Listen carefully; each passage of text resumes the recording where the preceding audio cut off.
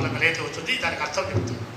ఎక్కడో మేడల్లో అంతఃపురాల్లో లక్ష్మీదేవితో సరసల్లాపాడేటువంటి ఆ యొక్క పరధాముడు భక్తుని యొక్క రోదన, భక్తుని యొక్క మొరను ఆలకించాడు. ఆలకించి సిరికిం చెప్పడు శంఖ చక్రయుగమున్ చేదోయి సత్యంపడు, ఏ పరివారముంచీరడు అభ్రగపతిన్ పన్నింపడు, ఆకర్ణికాంతరథమిల్లము చక్కనొత్తడు, వివాద ప్రోచిత శ్రీకుశోపరి చేలాంచలమైన వీనడు, గజ ప్రాణావనో సాహియే గజ ప్రాణావనో సాహియే.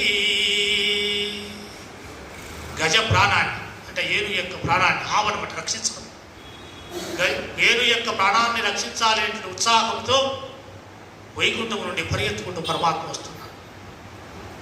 చేసే విధంగా నువ్వు భక్తి చేస్తే పరమాత్మ దగ్గరికి పరిగెత్తుకుంటూ వస్తాడు.